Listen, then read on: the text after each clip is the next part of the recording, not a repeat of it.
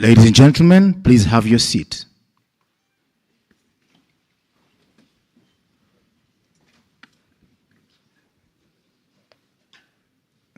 Thank you very much. Our chief guests, the Prime Cabinet Secretary and the Cabinet Secretary in charge of Foreign Affairs, the Honorable Musalia Mudavadi, the Cabinet Secretary in charge of the National Treasury, CS John Mbadi, the Chair of the COG, the PS, and I can see the Chair of the Board of the Equalization Fund. The CEO is also present. Chairs of boards present, CEOs of boards present, members of boards present, members of parliament present, both senators and members of the National Assembly, CECs present, ladies and gentlemen. Chief guest here is the launch of the strategic plan of the Equalization Fund that will run from 2024 to 2028. Present here, as I've said, we have members of parliament, we have senators, we have members of National Assembly, we have CEOs of various parastatals, we have members of boards of various parastatals, we have CECs present as well, represented, we have governors present, we have some deputy governors, we have county commissioners and deputy county commissioners. Karibuni sana, and without much ado, since we are behind schedule, we will go direct into today's program. So, I will welcome the CEO of the Equalization Fund for opening remarks, after which he will present to us a video about the fund. Mr. Guyo Boru, tafadhali. His Excellency, the Prime Minister, Cabinet Secretaries, governors, all protocol observed, good afternoon. Today is His Excellency Prime Cabinet. Today is a very significant day for the fund. Equalization Fund was considered or was in the constitutional fund, which has not been implemented over the last 13 years. Under the current regime, 14 years down the line, today the fund is fully operational. The reason why the fund is being launched by the national government, this is a national government fund given as a conditional grant to the county. His Excellency, with that, would like to present a short overview of what the fund has done. On the fund, the fund allocation is based on the CRA. The first policy provided for 360 projects spread in 14 counties. And now we are having the fund has been spread under the second policy to 34 counties. This time, under the second policy, the areas of allocations is based on area, unlike first policy, which was based on the county, based on the county as a planning unit. So with that, I welcome you all to view the progress we have made from the first policy to the second policy. Thank you. Just put on the video, the presentation.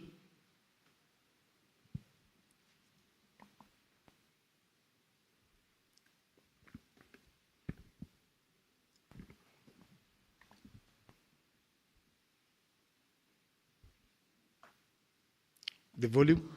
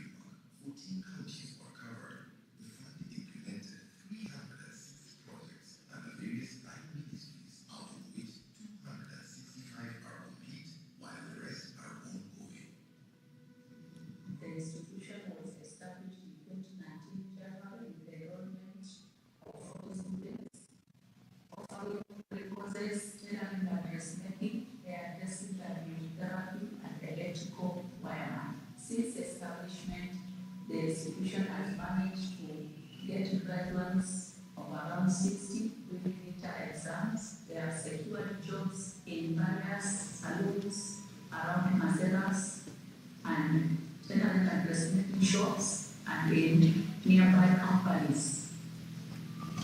Both center is a facility which serves a population of 8,742. It's a facility which was built through the funding of Equalization Fund. Since then up to now, it has been offering preventive services, the antenatal care, maternal care, the child welfare clinic, and the outpatient. We really thank the Equalization Fund for this part. Prior to this, the multi-community people we were used to be served at the nearest facility for the room, which is 30 minutes from here. Tunashukuru hospitali tumepata baba yetu, tulikuwa tunaenda Jamhuri na Jamhuri mbali, tuna huduma vizuri. Matarajio mengine tunaomba mtuongezee mambo ya matanti na kwa kulazwa, na wakati mwingine tuna mambo ya presha maskari, tunataka kuinua zaidi.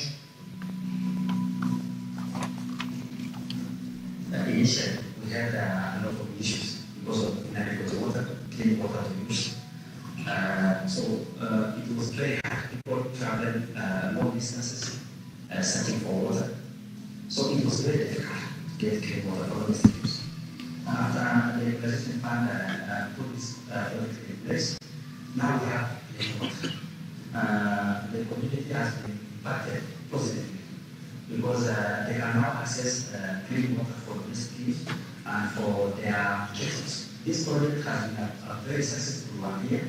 Now we have even increasing number of students in schools because initially we had low turnover in schools because parents with their children go and look for water for their kettles and for domestic use. Now it has impacted us out. If they can enter into the remote areas and put more projects, I'm very sure it will impact the community. Tulikuwa tunapitia shida kubwa, maana ile source ambayo tulikuwa kidogo, tulikuwa tukikunywa hata ile mashindano ya visima hadi wakati tukipata ile at least tukasaidika. We got support from Equalization Fund, where we were supported with 12-kilometer pipeline for sewer and 9-kilometer pipeline for water. From that support, we have managed to collect over 1,100 plants and managed to collect 350 households in the sewer line. We are covering a population of around 8,000 in the CBD area of our division, and we have 13,000 connections out there. We are grateful for this support. Let's continue working together, supporting each other to ensure that every other citizen of this county and country at large get this service.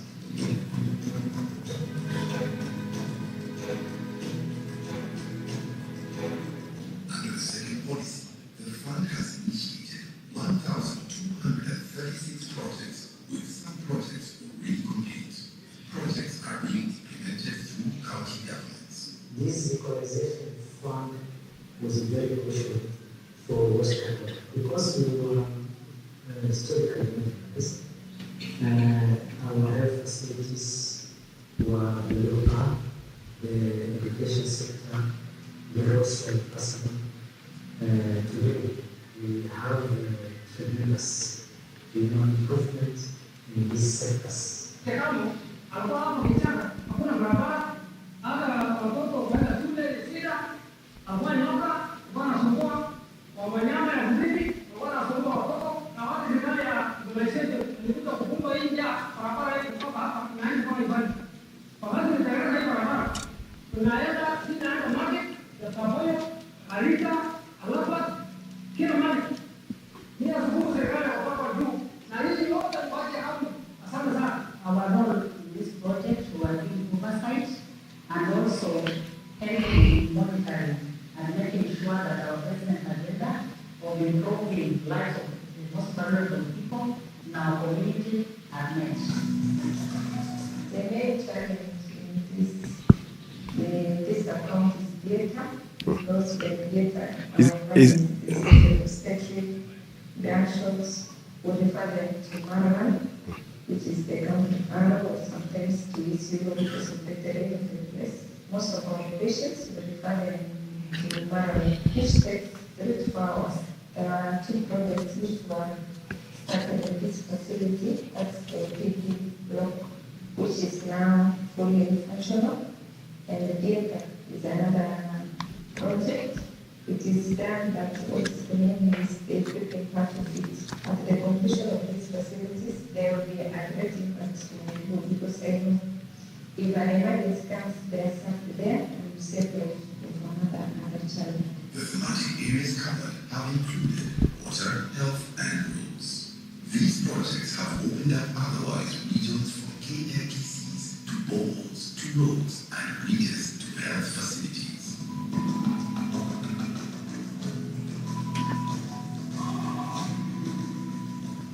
Hospitali ilikuwa kidogo, ilikuwa tu ni hapo, hiyo majengo nyumba ikiwekwa kidogo, tulikuwa tunafungulia hapo ndio wagonjwa tunaingia ndani, kama kuna mzito ni hapo ndani.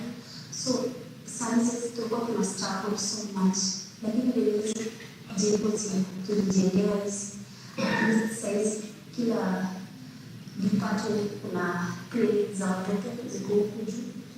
Wagonjwa tunashughulikiwa hivi, kuna wards kwa kama kuna mtu akosea sana kwa sasa express mpaka kwa hata maji tunapata tuna stream au hakuna maji kwa kweli, lakini sasa unaona kuna tanki pale hiyo, kuna ingine hapa hivi maji sasa iko sawa, mambo iko sawa sana sasa.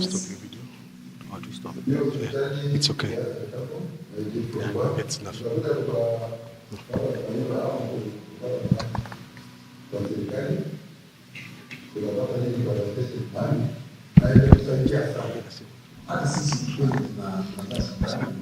I can stop it. Yeah. Oh, okay. Okay, studio please. Studio. The video is long, ladies and gentlemen, so the CEO will continue with his remarks. Probably we'll watch the video at a later time. See you. His Excellency the Prime Cabinet, the whole object of showing this is to show that the fund has been working. We are able to have 360 projects, under which in the last 1 year, we are able to move the completed project to 265. Most of the projects were implemented under national government. Currently, as constituted, the fund will be provided or expensed as a conditional grants to the county. His Excellency, all protocol observed, is to welcome you all that we celebrate this day when Article 204 of the Constitution has actually been actualized, to the extent that today we're having an operating fund being dispersed to all needy institutions and entities. With that, with your permission, His Excellency, I'll welcome the Chair just for opening remarks. Ladies and gentlemen, Chair of the Equalization Fund Advisory Board, Ambassador Engineer Mahbub Mohammed. The Prime Cabinet Secretary, Honorable Musalia Mudavadi, Your Excellency, Cabinet Secretary, National Treasury, FCPA, Honorable Badi, Chairman of Council of Governors, Honorable Ahmed, CACs present, PACs present, MPs, chairpersons of state corporations, distinguished guests. Your Excellency, I know you know me in various other capacities, but I'm also chairman of this fund, so I see you again. Your Excellency, I want to take this opportunity to appreciate commitment of the government to finally operationalize the Equalization Fund as is enshrined in our Constitution, Article 204. Excellency, support from relevant government arms, the legislative arm, the National Treasury, and from the leadership of this country is tremendous and has been very, very supportive. As you launch this much needed and ground-based projects and the accompanying strategic plan, I want to assure you of our commitment in timely implementation and taking responsibility to account. I thank you so much, Your Excellency, PCS.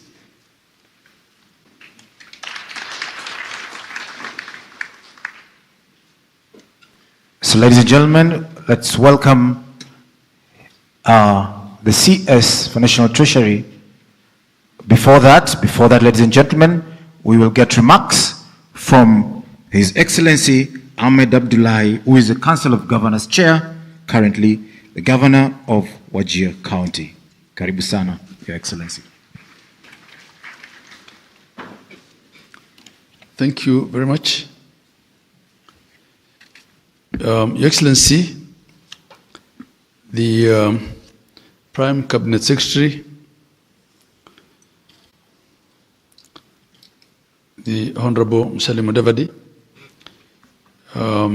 Honorable Cabinet Secretary for National Treasury, John Mbadi,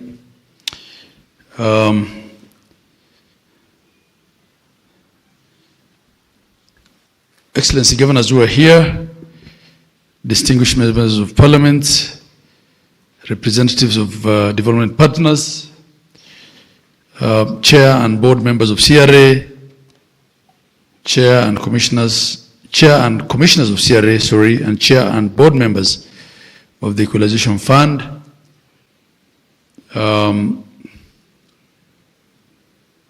members of county steering committees represented here, both from the county government and national government, ladies and gentlemen.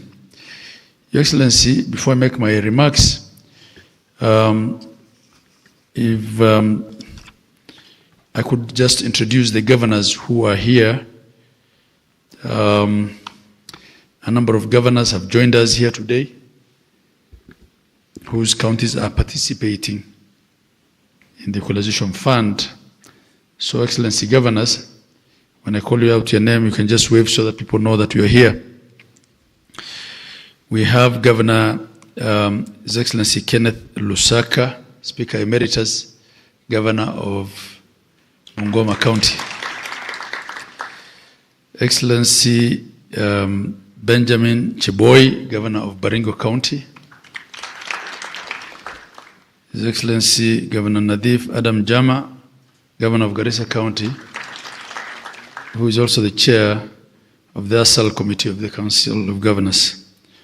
Excellency Governor Mohammed Khalif, Governor of Mandera County.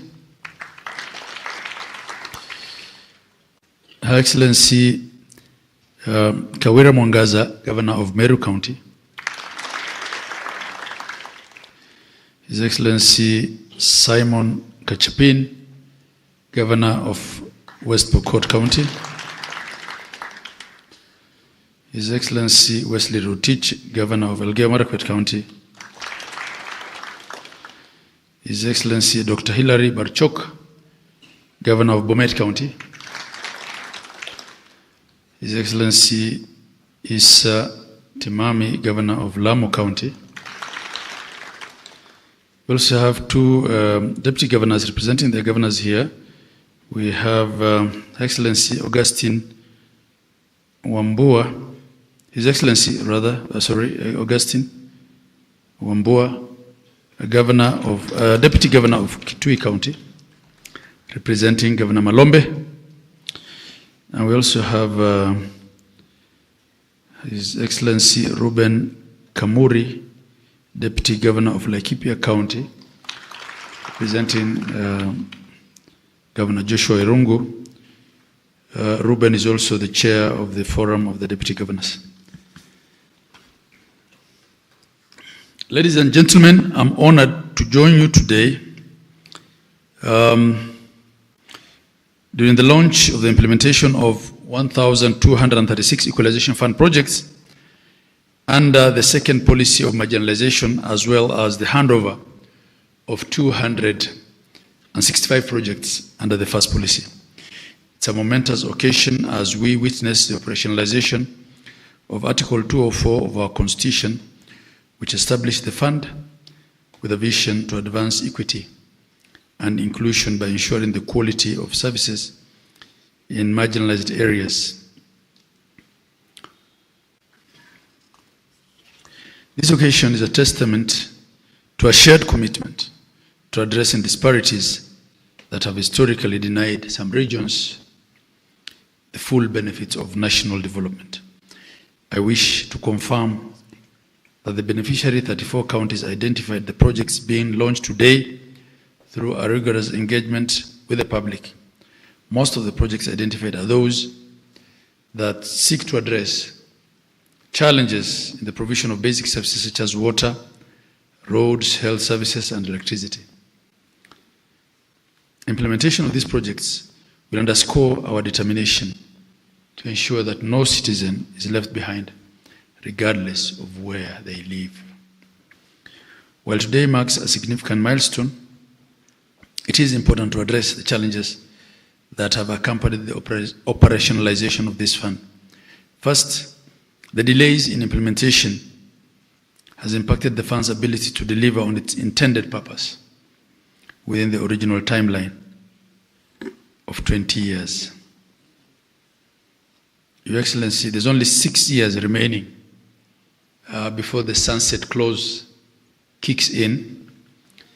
I know there's an attempt, there is a bill sponsored by the Senator of Mandera, Ali Roba, that's seeking to extend this timeline. But as of today, we only have 6 years left before the sunset clause kicks in. In light of these delays, I urge the consideration by Parliament to suspend the effect of the sunset clause governing the Equalization Fund and extend the timeline. Extending this timeline will enable us to recover lost time and maximize the fund's potential to deliver transformative results. Secondly, we know that the Commission on Revenue Allocation is yet to review and publish the third policy of marginalization as required. I therefore call upon the CRA to expedite the development of a comprehensive marginalization policy that redefines and refines the understanding of marginalization, considering the structural and historical issues. However, this must not be conflated with aridity or environmental challenges linked to climate change. It must also not be conflated with pockets of marginalization, with pockets pockets of marginalization within counties. Historically, marginalized counties, predominantly located in the ASAL regions, have long endured limited access to basic services. We should focus more on uplifting communities whose marginalization is rooted in decades of neglect. By doing so, we'll preserve the fund's integrity and ensure its impact is sustainable. Thirdly, I urge the National Treasury and Parliament to expedite the appropriation and payment to the fund of the outstanding entitlement allocated so far. Since inception, only 12.5 billion has been paid out of the fund, with arrears of over 60 billion shillings yet to be appropriated by Parliament. For the fund to realize its intended objectives, the allocation should be timely, current, and predictable. As I conclude, I reiterate the significance of this occasion as it exemplifies what is possible when the national and county governments work together with a shared vision. These projects will not only improve access to critical infrastructure and services, but also restore the dignity of communities that have long been left behind. As the Council of Governors, we remain steadfast in our commitment to supporting this initiative and advocating for the policy adjustments required to optimize its impact. Together, let's build a more equitable and inclusive nation where no citizen is left behind. Your Excellency, I'll just end by saying two things. One, for this fund to really meet its intended purpose, the application of the funds should be such that we're able to do projects that are significant. We feel that this last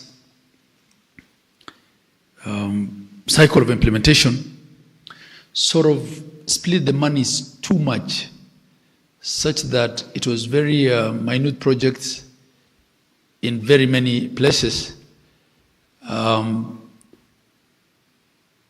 Of course, even those do help, but because this is something outside of the equitable share, it would have been nice to leave it to the planning at the county level so that this money can help do projects which counties will struggle to do out of the equitable share.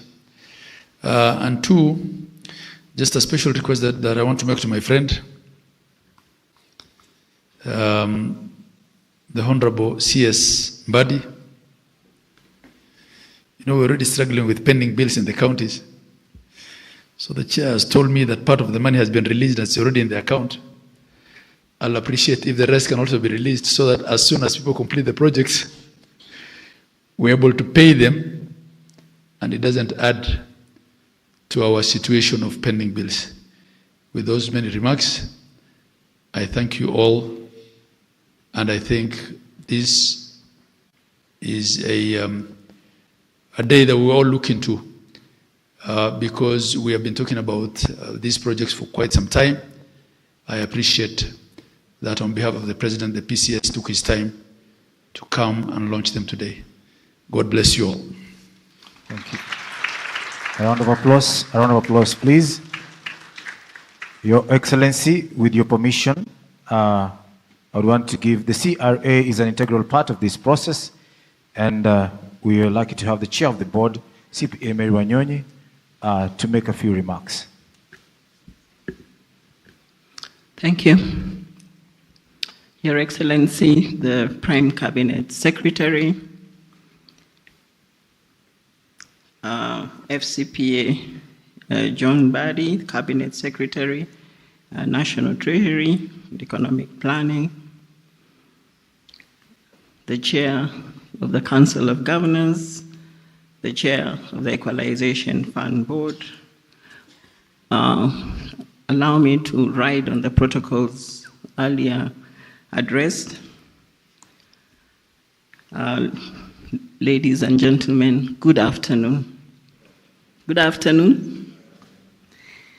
It's a pleasure to stand before you today as we reflect on the journey we have undertaken to ensure equitable development for all regions of our great nation. Today, I'm honored to speak about the Equalization Fund and the role it plays in uplifting marginalized areas in our county, in our country, ensuring that no one is left behind. Our Prime Cabinet Secretary, if you can indulge me, please allow me. I'm accompanied by the commissioners of the Commission on Revenue Allocation. Please, wherever they are, kindly stand up. With us is the Vice Chairperson, Mr. Olekina Karibu. Next to him is Dr. Isabel Waiyaki, Commissioner. And next to Dr. Waiyaki is Commissioner Hadija Nganyi. And next to Commissioner Hadija is Commissioner Jonas Kuko. On my left, or the left of the podium, is also Commissioner Honorable Fatuma Gedi. Thank you. I think I better clap than that. Thank you. Let me begin with the Constitution of our Republic, which lays the foundation for our efforts under Article 216, Sub-Article 4, which mandates the Commission on Revenue Allocation to determine, publish, and regularly review a policy that will guide in identifying marginalized areas. This is important as it shapes how we allocate the Equalization Fund, ensuring the funds reach those who need them most. Again, as established under Article 204, which you have heard the COG allude to, Sub-Article 1, the Equalization Fund was created with a clear goal to address the disparities in the provision of basic services such as water, roads, health facilities, and electricity in marginalized areas. This fund is made up of 0.5% of all revenue collected by the national government each year and is calculated on the basis of the most recent audited accounts of revenue received as approved by the National Assembly. A Prime Cabinet Secretary, the fund has a sunset clause of 20 years, and the Commission is aware of ongoing discussions, including efforts by Parliament to extend its lifespan as provided in Article 204, Sub-Article 7. The fund has allocated approximately 66.1 billion since its introduction, with 12.4 billion of this amount appropriated under the first policy of 2013. The remaining funds are expected to be appropriated in the second and third policies. These are not just numbers. These are the resources that can transform the lives of marginalized communities. However, due to delays in implementation, a number of areas still lag behind. Ladies and gentlemen, in 2013, the Commission prepared the first policy, which identified 14 marginalized counties. This policy guided the sharing of funds for the financial year 2014-15, 2015-16, and 2016-17, amounting to 12.4 billion. The implementation of this policy began in earnest with the formation of the Equalization Fund Advisory Board in 2013. Then, in 2017, the Commission developed the second policy, changing focus from identifying marginalized counties to identifying 1,424 specific areas in 34 counties. This policy also identified 4 minority groups, the El Molo, Makonde, Waata, and Dorobo Sadieta, as being marginalized. The second policy guided the sharing of funds for the financial years 2011-12 to the financial year 2020-2021. And this was an amount of 23.7 billion. Amendments were made to the second policy by the Commission to allow for an addendum that would appropriate money for the financial years 2011-12 to 2013-14, amounting to 7.6 billion, to the 14 counties identified as marginalized in the first policy. The Public Finance Management, Equalization Fund Administration Regulations of 2021 provided for implementation of the second policy as a conditional allocation to the county governments. Today, the Commission on Revenue Allocation is proud to witness the commencement of its implementation. This would not have been possible without the dedicated efforts of the Equalization Fund Board and the county governments. I want to take a moment to congratulate everyone involved in bringing us to this point and encourage the counties to ensure that these funds are utilized effectively to transform the lives of communities in these marginalized regions. Looking ahead, the Commission is already at work developing the third policy. This policy will take into account the lessons learned from the first two, ensuring that we refine our approach to defining marginalization in a way that maximizes both efficiency and effectiveness. We will continue to engage with stakeholders to ensure that any shortcomings from previous policies are addressed in this new approach.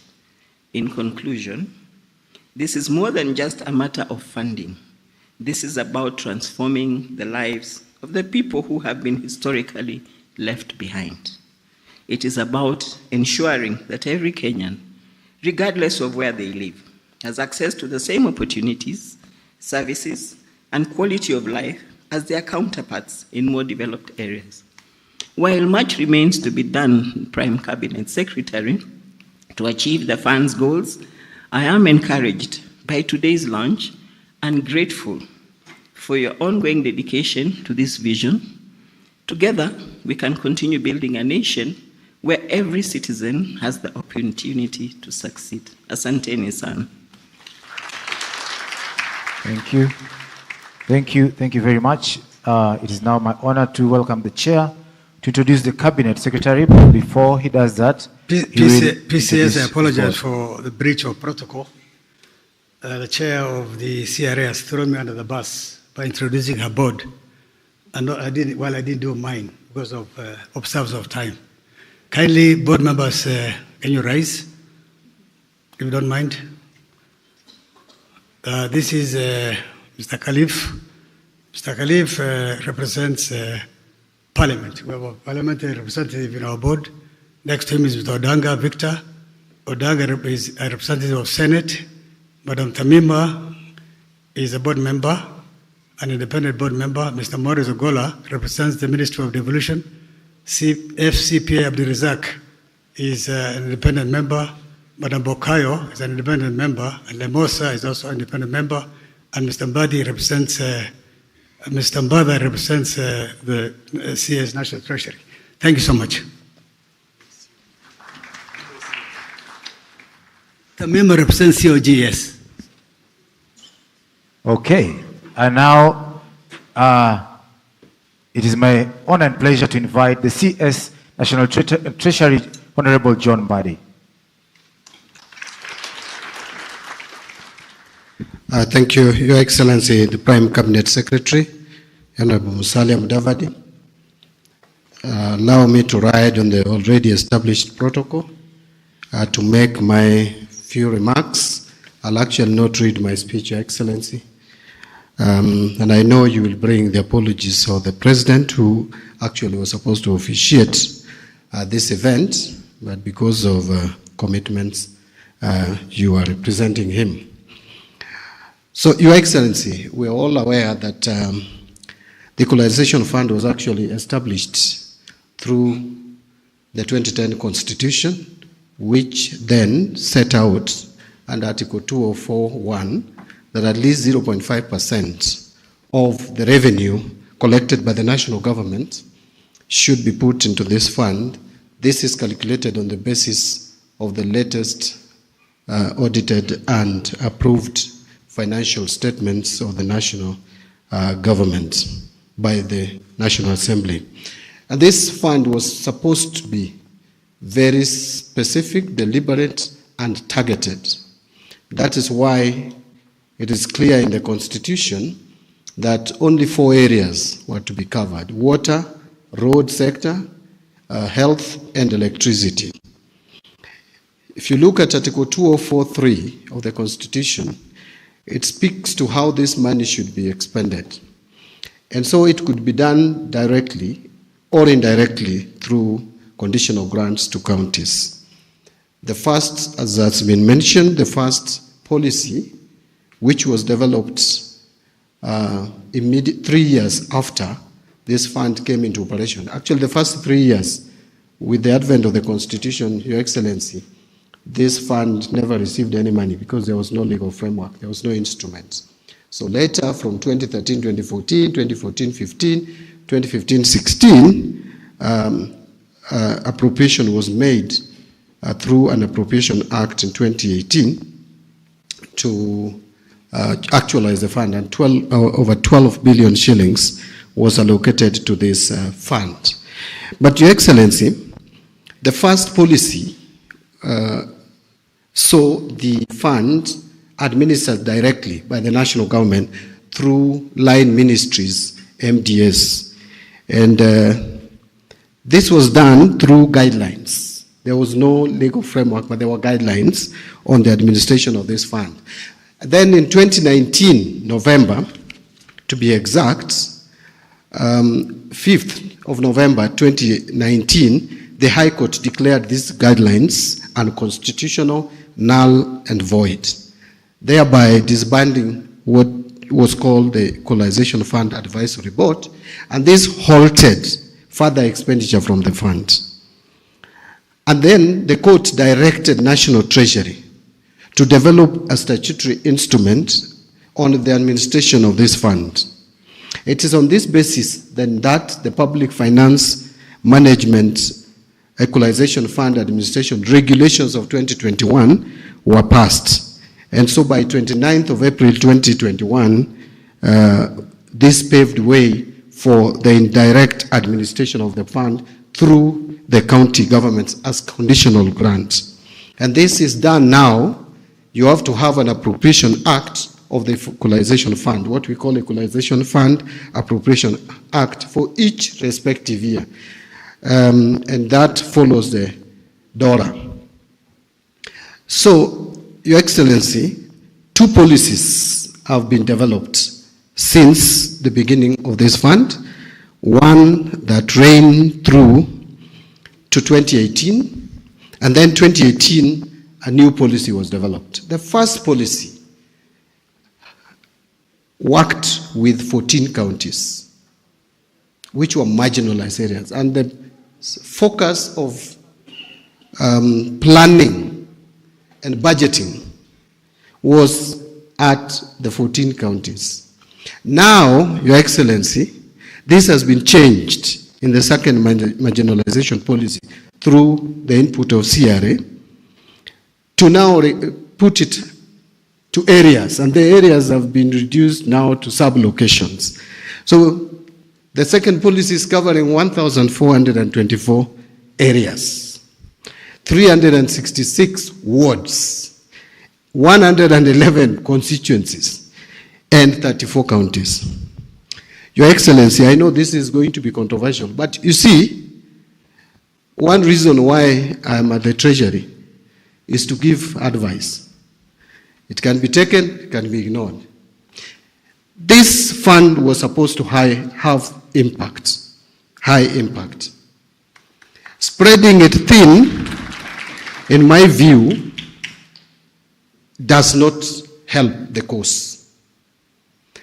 I know there are marginalized areas almost everywhere across the country, including where I come from. In fact, one or two sub-locations in my constituency where I used to represent for 15 years are also benefiting. But I am not cabinet secretary to represent my area.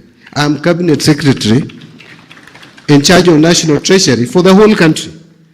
So if something is not working, let us look at it. For me, my suggestion is simple. CRA, kindly, we need a debate, but kindly recommend we go back to a few counties where this money can have impact. This money was not meant to be spread this thing. That is my view, and I hold it so strongly. You can have a different opinion, but that is the fruit of democracy. We speak our minds. So, Your Excellency, I'm very proud that the actualization of this fund is now being done when I'm the cabinet secretary.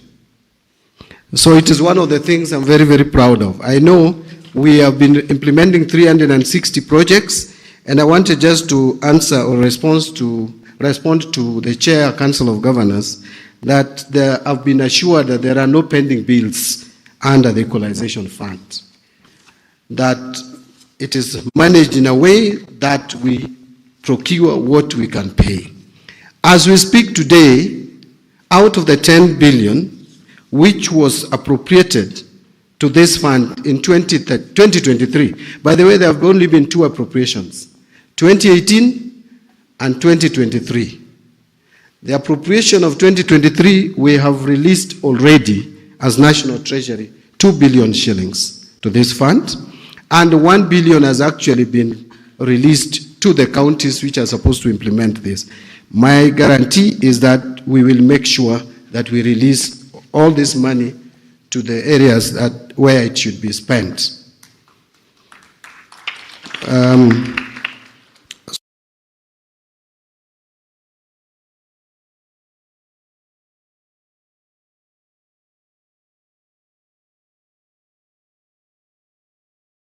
It would be deceptive, Your Excellency, and that is not my character, to present as though the implementation of the fund has not been without challenges.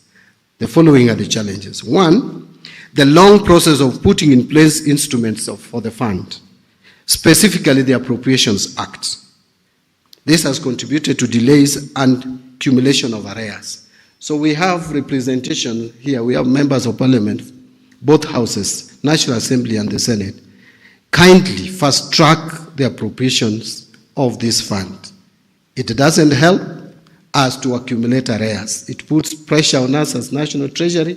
If we would be seamlessly transferring the funds, appropriating and transferring the funds, then National Treasury would find it easy to release this fund. So that is the first ask from me. The lifespan of this fund has already been talked about. Again, the ball comes to Parliament. You need to relook or come up with amendments so that this fund is given another lease of life beyond the 20 years that was put in the Constitution. Again, in this equalization fund, there is no administration. There is no administration cost. So you have various technical committees at the county, you have committees at the sub-county, and you have the implementation committees at the sub-location of the area, as it is today, with no resources to implement or oversight or oversee the implementation of the project. That is something also that needs to be looked into. Again, I have already spoken to the shift from the focal point being counties to the areas which are considered marginalized, that we need to rethink that, and again, so that these funds can have high impact. Finally, allow me to commend the Equalization Advisory Board under the chairmanship of Ambassador Mahbub, and also the Secretariat under Mr. Guyo, the CEO, that they have done tremendous work in the face of these operational challenges that have been hindering the process. So it is now, Your Excellency, I don't want to go beyond this because I know you are pressed time, you have another function to attend. It is now my pleasure, ladies and gentlemen, to invite the Prime Cabinet Secretary. Could we put our hands together, rise on our feet, and invite the Prime Cabinet Secretary? Thank you, Waziri. Please be seated.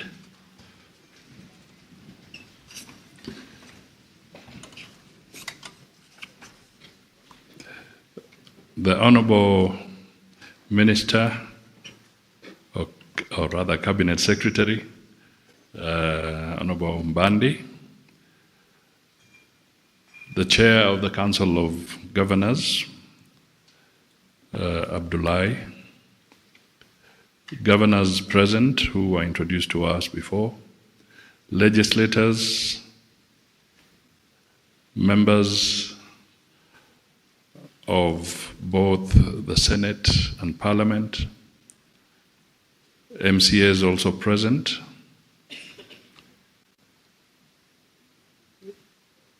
and before I go through this protocol, let me also take the opportunity to recognize Nangao.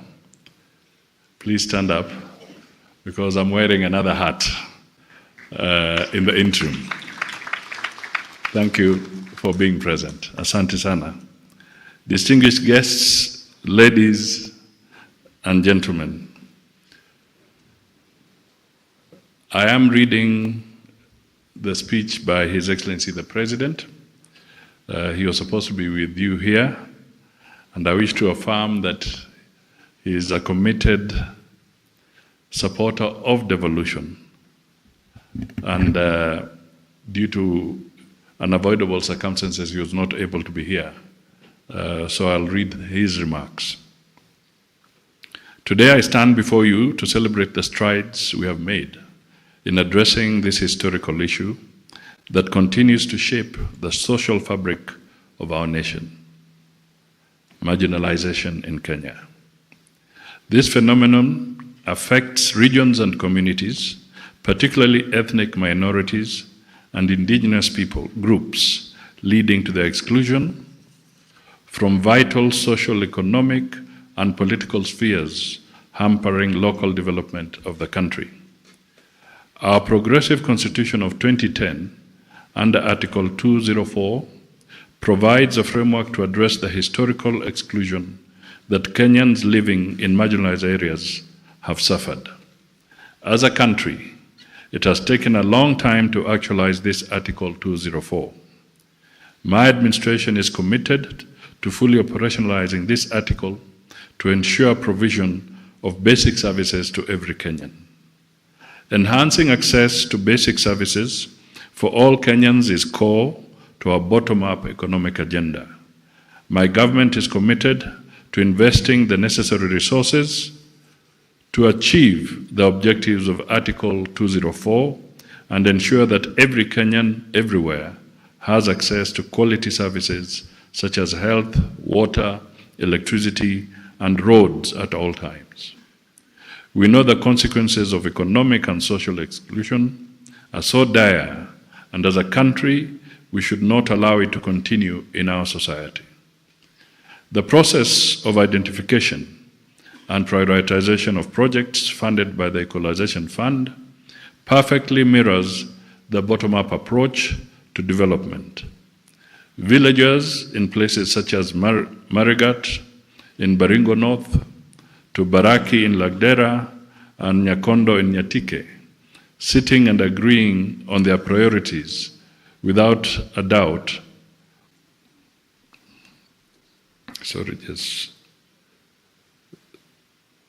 Without a doubt, the official launch of 1,236 projects to be implemented in 1,424 marginalized areas, spread, as you heard the minister say, in 366 wards, 111 constituencies, and 34 counties, is a testament of my administration's assurance to all Kenyans in every corner of the nation. Notably, 115 classrooms will be constructed, 177 boreholes drilled and equipped to provide water, 41 water ponds excavated, and 176 health facilities constructed, with 53 equipped to serve the public. The implementation of these projects at a cost of 8.1 billion is going to ensure services reach 6 million Kenyans that live in these marginalized areas. Despite the slow operationalization of Article 204, due to obstacles such as litigations, my administration is committed to its full implementation. It is notable that under my administration, the Equalization Fund has ensured implementation of 359 projects, out of which 265 are complete and ready for handover today. These projects will benefit over 9 million Kenyans residing in the 14 counties identified as marginalized in the first policy. I have noted with concern that some of the challenges raised include the slow process of putting in place legal instruments such as the Equalization Appropriations Acts by the legislature. I want to ask the leadership of Parliament to support my administration and the people of Kenya by fast-tracking enactment of the legal instruments for the fund to enable my government effectively serve the marginalized areas and communities. On the impact of the fund, I am convinced, and I believe all Kenyans share this conviction, that the spirit behind the Equalization Fund is to have high-impact projects to enable the marginalized areas enjoy services now and for generations to come, like all other citizens. I want to ask the CRA to work with the National Treasury, all relevant government agencies, and the marginalized communities to come up with a model policy that reflects the spirit of the Constitution and the desire of the people of Kenya. Since the fund has a lifespan, we must use public resources and the limited time we have to invest in projects that will serve Kenyans in the marginalized areas for many years to come. CRA should also think of a threshold for a county to be categorized as marginalized. The administrative costs for implementing the fund may outstrip the benefits when marginal allocations are involved. We are all aware that the government is faced by revenue shortfalls, even as the National Treasury and Parliament put in place revenue-enhancing measures. In the face of these shortfalls, my administration, through the National Treasury, is committed to fully implement the plan that has been agreed upon by all parties to clear the arrears owed to the Equalization Fund. This will allow us to avail equal opportunities to all Kenyans, including those living in the marginalized areas.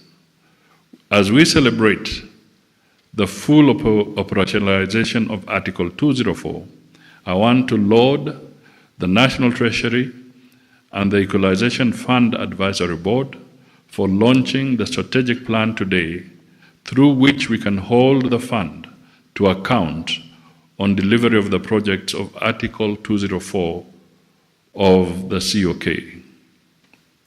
I must emphasize that we are obligated to uphold transparency and accountability.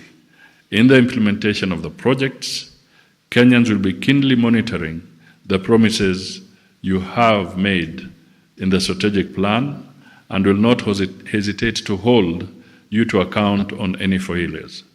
Finally, I invite all patriotic Kenyans to contribute in safeguarding the investments that we make with public resources. Let us all guard against plunder or vandalization of these projects so that our children can benefit from the services and put marginalization to the grave where it belongs. Kenyans, let us keep up the excellent work, selfless dedication, and invaluable contribution in our communities. I also want to ask Kenyans living in marginalized areas to embrace alternative mechanisms to address disputes that may arise in the implementation of the Equalization Fund. We have seen numerous litigations slow down the fund and delay the benefits that are due to these areas.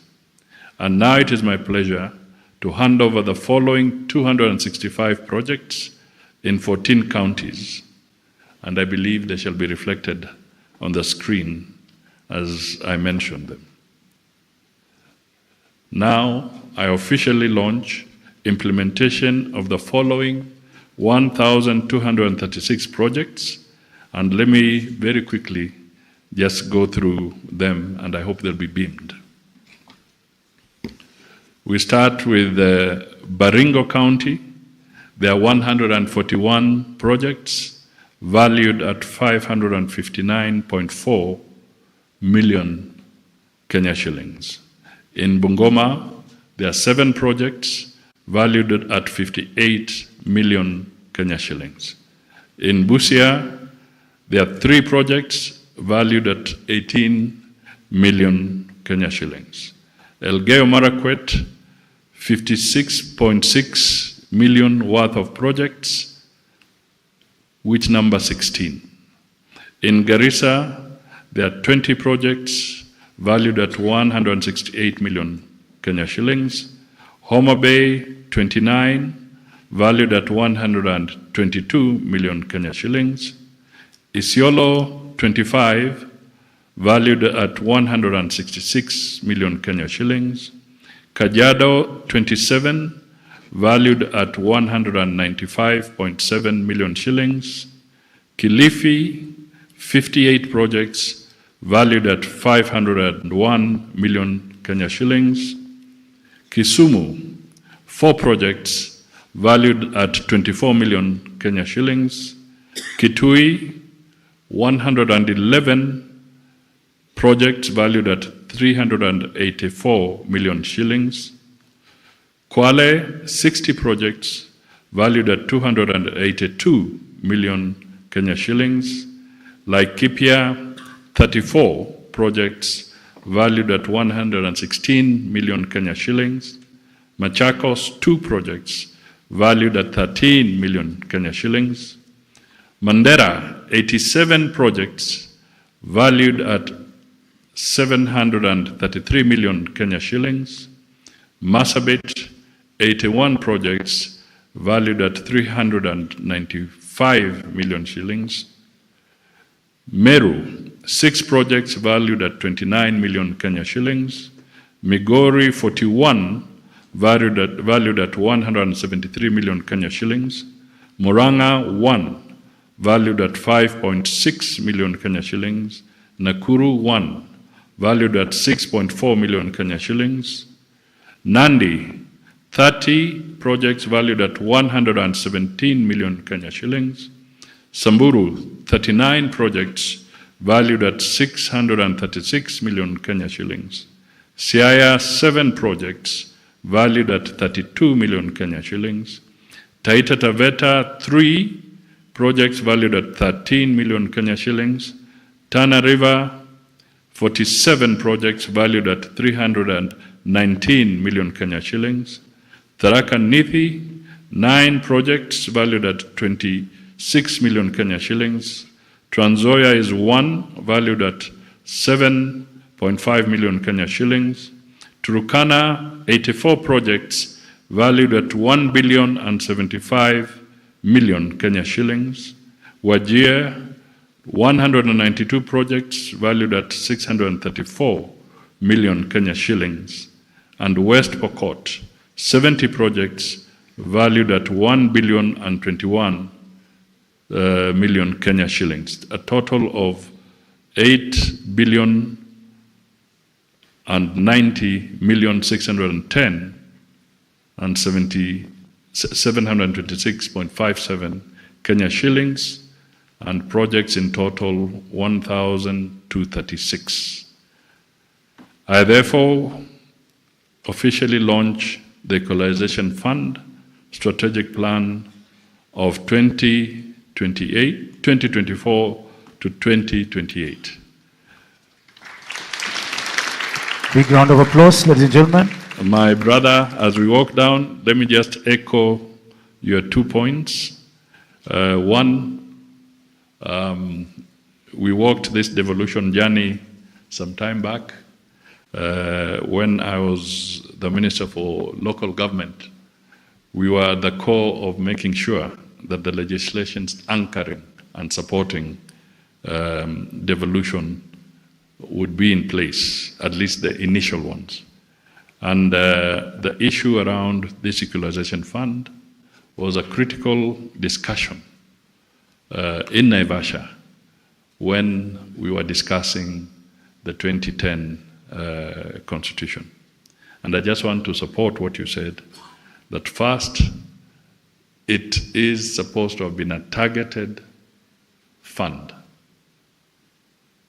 So we need to live up to the basic principles around it. Secondly, it was not designed to be a political fund. It is an equalization fund, not a political fund, not for the general intervention that we politicians make. It is supposed to be very specific and let us live up to the mandate that is expected of it. Thank you and congratulations to all the representatives and all the counties that have benefited from this, and especially those that have successfully implemented their projects. Asante sana. Once again, let's give the Prime Minister a big round of applause. They shall walk down right now to officially launch the strategic plan.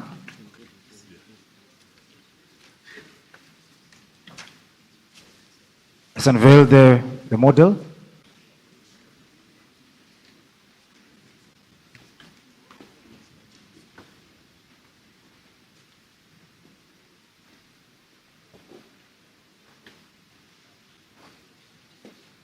So the Prime Cabinet Secretary will press and officially launch the strategic plan. So we can, 1, everybody please, 1, 2, 3, 4, and press it. And there we go. With all the pyros, makofi tafadhali, makofi. Makofi tafadhali. Makofi, makofi, makofi, makofi. We shall hand a copy to the chair of the board. We have a copy, please. So one copy to the chair of the board to hand over an official copy. So that is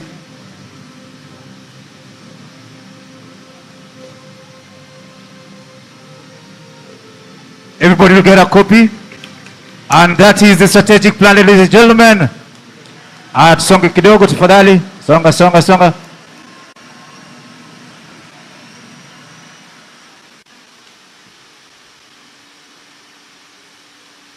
All right, all right.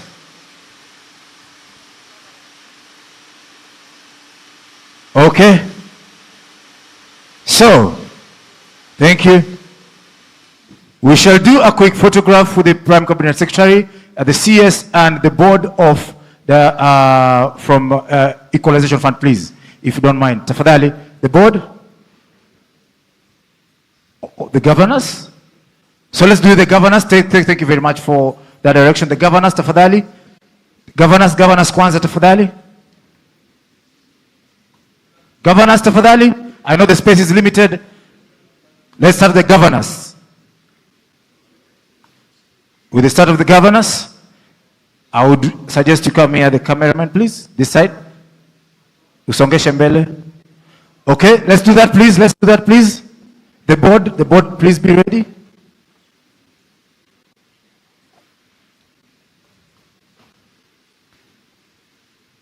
All right, we have it. Thank you very much, governors. You will be given a copy of the strategic plan as you exit. Let the board take position. The board take position, please. The board first. The Equalization Fund. The board of the Equalization Fund, please. The advisory board.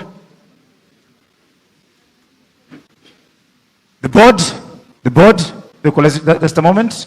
I'm listening now, Governor. All right, that is the board. And the CEO, please. All right. Okay. All right. Thank you very much. Thank you very much. There is the CRA. The CRA, please. The CRA board. Thank you.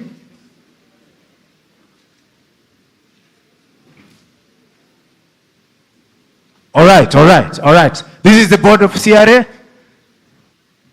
Kuna watu wengi na national the members of parliament. Members of parliament pia wanataka picha.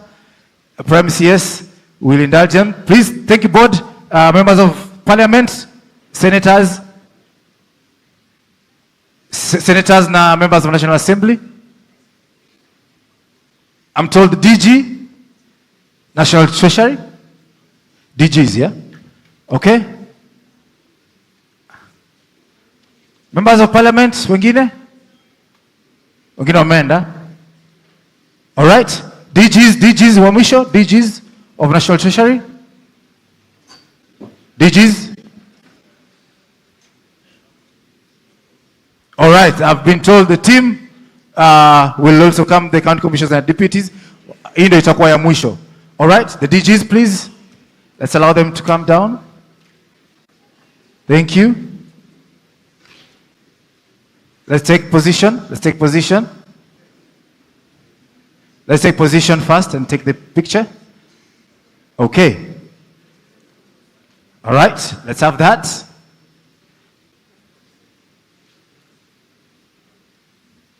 All right. Last but not least, let's have the members of Ngao. Please take your positions. Thank you very much. Members of Ngao.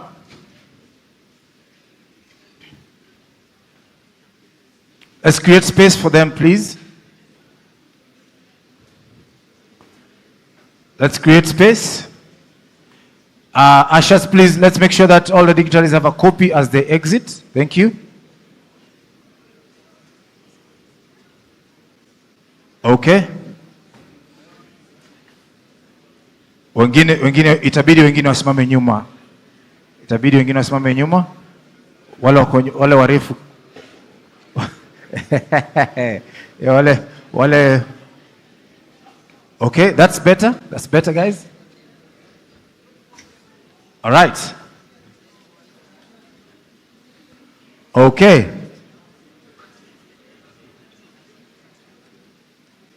So, thank you. Thank you very much. Thank you. Asanteni sana. Asanteni sana. Everybody's going to get a copy of the strategic plan. And if you may play the video so that it continues playing as people exit. Thank you very much, ladies and gentlemen. In a special way, we want to thank the Prime Cabinet Secretary, Honorable Musalia Mudavadi. We thank CS Mbadi of National Treasury. We thank you for coming over. We thank Board Chair and the Board CRA. Thank you very much. We thank you, County Commissioners. We thank you, Members of Parliament. There is lunch provided. Can you just announce to them where the lunch is served? Thank you. CS has said there's lunch, so don't go without the lunch. Asanteni sana, musiende bila lunch. Tafadhali, kuna lunch huko chini. Utaelekezwa vile ambayo imesaviwa. Thank you very much. Studio, please play the video so that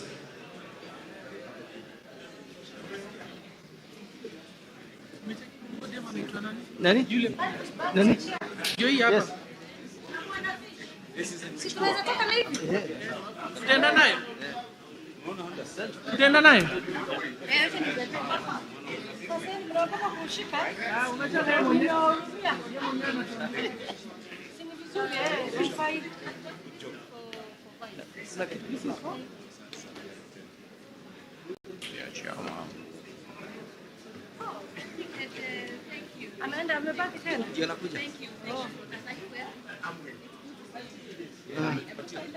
Twende.